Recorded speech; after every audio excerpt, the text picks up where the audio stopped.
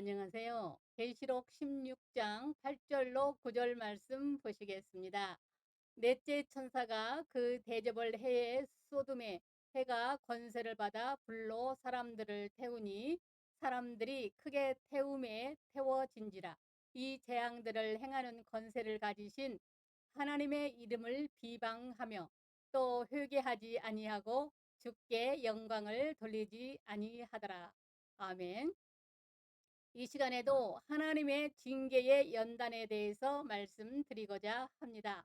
넷째 천사가 그 대접을 해에 소돔에 해가 권세를 받아 불로 사람들을 태우니 사람들이 크게 태움에 태워진지라. 이 재앙들을 행하는 권세를 가지신 하나님의 이름을 비방하며 또 회개하지 아니하고 주께 영광을 돌리더라 아니하더라. 이 구절은 과연 무엇을 의미하는 것일까요? 문자 그대로 이해하면 넷째 대접 재앙은 대접을 해에 쏟아서 해가 더 뜨거워져서 사람을 태우는 재앙입니다. 마치 태양에 기름을 부은 듯 크게 타올라 많은 사람들이 태양의 불에 타서 죽었습니다. 그런데 사람들이 하나님의 이름을 비방하고 회개하지 않고 영광을 하나님께 돌리지 않았습니다. 넷째 천사가 해에 쏟은 이 대접의 뜻은 연단을 받고 열심을 내는 마음을 뜻합니다. 넷째 천사가 그 대접을 해에 쏟음에 해가 권세를 받아 불로 사람들을 태우니 여기 해가 나오는데 성경에서 부정적으로는 시험을, 긍정적으로는 하나님이나 은혜를 혹은 뜨거운 열심을 상징합니다. 그래서 시편 84편 11절에 여호와 하나님은 해요 방패시라 여호와께서 은혜와 영화를 주시며 정직하게 행하는 자에게 좋은 것을 아끼지 아니하실 것임이니라 했습니다. 그러므로 해에 쏟은 대접은 다름 아닌 하나님을 향한 열심입니다. 이 지구에서 해의 영향력이란 상상할 수 없이 큽니다.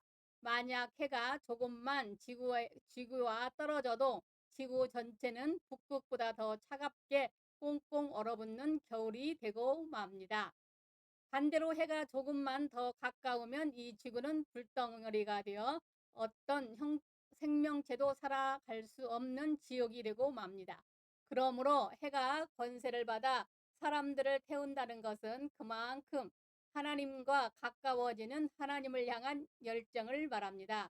그래서 고린도후서 7장 11절에 보라 하나님의 뜻대로 하게 된 그 근심이 너희로 얼마나 간절하며 얼마나 변증하게 하며 얼마나 분하게 하며 얼마나 두렵게 하며 얼마나 사모하게 하며 얼마나 열심 있게 하며 얼마나 벌하게 하였는가. 너희가 그 일에 대하여 일체 너희 자신의 깨끗함을 나타내었느니라 했습니다.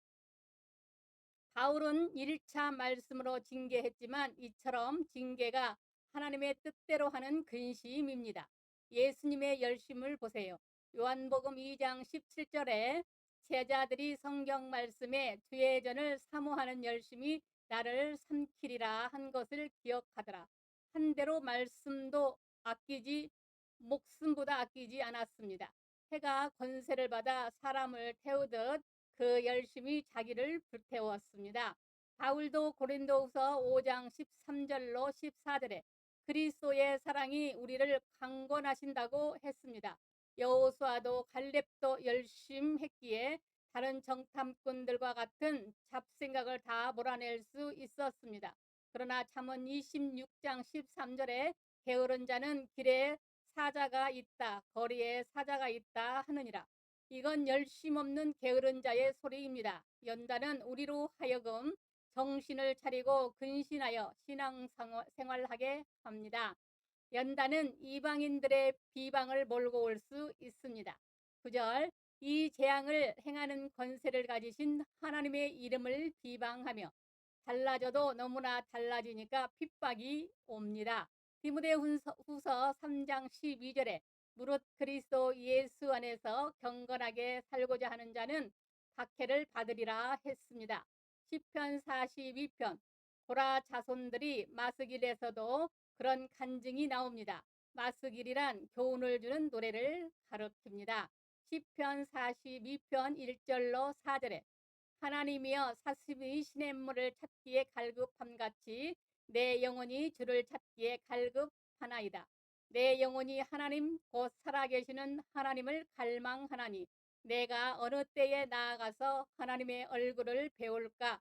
사람들이 종일되게 하는 말이 내 하나님이 어디 있느냐 하오니 내 눈물이 주야로 내 음식이 되었도다. 내가 전에 성의를 지키는 무리와 동행하며 기쁨과 감사의 소리를 내며 그들의 하나님의 집으로 인도하였더니 이제 그 일을 기억하고 내 마음이 상하는도다.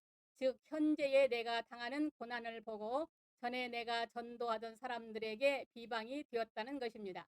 성도는 이것이 가장 마음이 아픕니다. 내가 고통받는 것은 좋지만 나 때문에 하나님의 이름이 비방을 받거나 타인이 실망할 수 있기 때문입니다. 사람들은 예수 믿으면 복 받는다면서 하나님의 말씀을 가르치는 너는 왜 그러느냐 핍박을 합니다. 그러나 알고 보면 징계는 다 받은 것이거늘이라 한 것처럼 연단이 없는 사람이 없습니다. 믿음이 장성하면 장성한 대로 거기에 상응하는 연단이 있습니다. 그러나 야곱처럼 연단이 많이 필요한 인생이 되지 말고 이삭처럼 늘 순종하는 자식들이 되시기 바랍니다. 징계의 의미를 깨닫지 못하면 스스로 실망할 수도 있습니다. 9절 하반절 또 회개하지 아니하고 주께 영광을 돌리지 아니하더라. 여기 회개하지 아니하고란 회개하라고 주신 것이었는데 회개하지 않았다는 의미가 내포되어 있습니다. 그리고 주께 영광을 돌리지 아니하더라. 역시 영광을 돌려야 할 일인데 돌리지 않더라는 것입니다. 이걸 징계의 비유와 연관시켜 보면 징계의 의미를 깨닫지 못한 모습입니다. 징계가 무엇인지 진정 안다면 기뻐하고 감사할 일입니다. 징계란 아무나 받는 것이 아니기 때문입니다. 그래서 히브리 12장 5절로 8절에 또 아들들에게 권하는 것 같이 너희에게 권면하신 말씀도 잊었도다 일러스되 내 아들아 너희 징계하심을 경히 여기지 말며 그에게 꾸지람을 받을 때에 낙심하지 말라. 주께서 그 사랑하시는 자를 경계하시고 그가 받아들이시는 아들마다 채찍질 하심이라 하였으니 너희가 참음은 징계를 받기 위함이라. 하나님이 아들과 같이 너희를 대우하시나니 어찌 아버지가 징계하지 않는 아들이 있으리요. 징계는 다 받은 것이거늘 너희에게 없으면 사생자요 친아들이 아니니라 했습니다.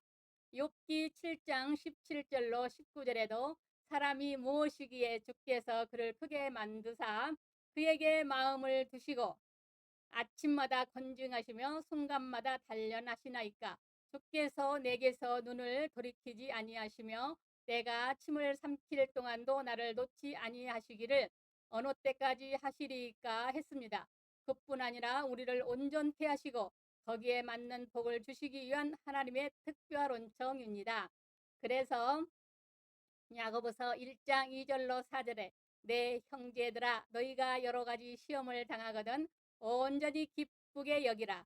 이는 너희 믿음의 시련이 인내를 만들어내는 줄 너희가 알미라.